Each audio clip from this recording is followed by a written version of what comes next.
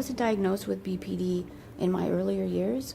In my younger 20s, I experienced what was labeled as depression, anxiety, any number of particular labels, and I was never told that I had BPD. And it wasn't until my late 40s, which is a lot of years later, that finally a doctor said, you have BPD. And the sad part of it is I went back to get my medical records from years before that, and BPD was written all over them, but no doctor ever told me that's what I had. And so I never got the right treatment until much later, till 25 years later. I didn't get the proper treatment to get help. I wish that I, had it known sooner.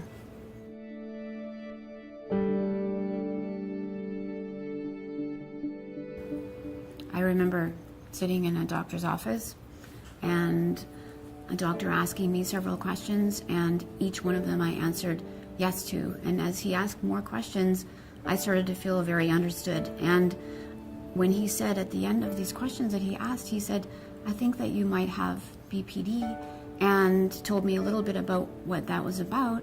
And I was so relieved, because I finally found out that someone is saying, you're not crazy, there is something going on, and there is a treatment for it, and we can get you help. And so it was this amazing feeling of relief that I now knew what was going on. It didn't feel like just depression, it didn't feel like just anxiety. It felt like something more was going on.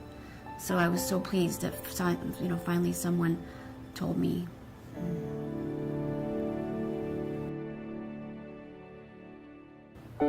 There was a few things that stuck out for me. It was things like he'd ask, so do you feel like sensitive to sounds? So how sensitive, when something drops on the floor, there's a noise, and or not being able to get back to sleep when someone shuts a door. And so that was one of the things that stuck out for me, this sensitivity, because it extends emotional sensitivity, also physical sensitivity. And also some of the other things were having a hard time with self-identity, so really not sure who I am, and sort of being who I need to be in any given moment, depending on the situation, and never really truly knowing who I am exactly and what I stand for. That was another thing that really stood out for me. Also what stood out for me was the self-harm.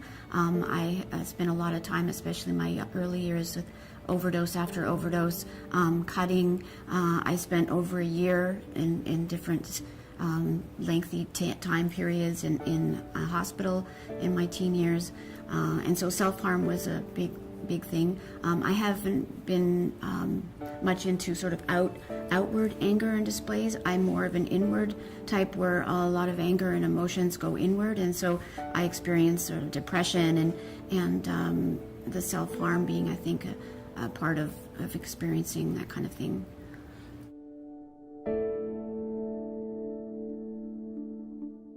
I think, the pain is so great that you want to do anything to make it go away, make it less.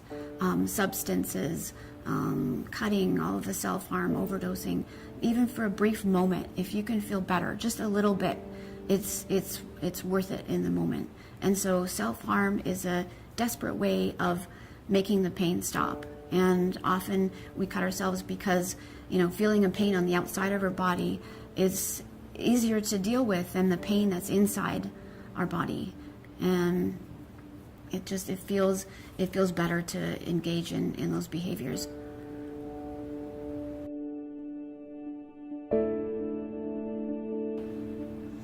I'm really passionate about helping to create awareness and reduce stigma, because the media and other sources of the things that we watch and hear about it's really damaging to people who have BPD.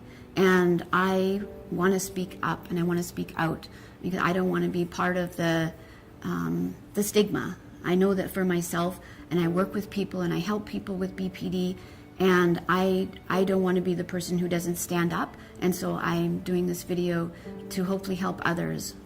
If we don't stand up and speak up about this, then we feed the stigma, and it'll continue to be. So I hope that I can inspire people to stand up and speak out.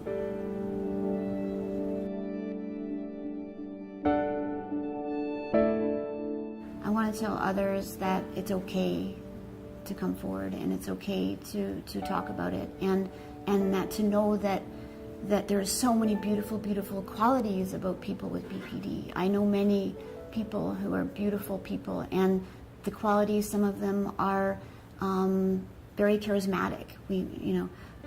Also high stress adapted. We learn how to deal with stress, and so we tend to actually do better in some cases than the average person dealing with stress. And we are also very resourceful and empathic. We tend to be in the caregiving fields. Many people that I know, and myself included, are working in a caregiving capacity. We tend to be very empathic. And like I mentioned, creative. There's just so many positive qualities of people with BPD, and I want to let people know that they're very beautiful and they have a lot of positive things about them.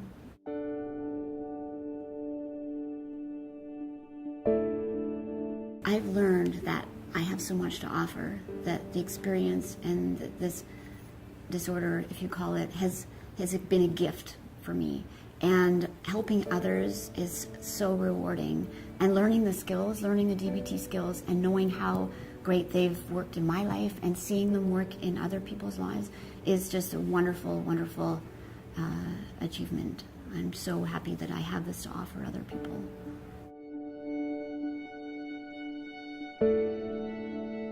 I saw a television show once that got something right that I thought was something positive.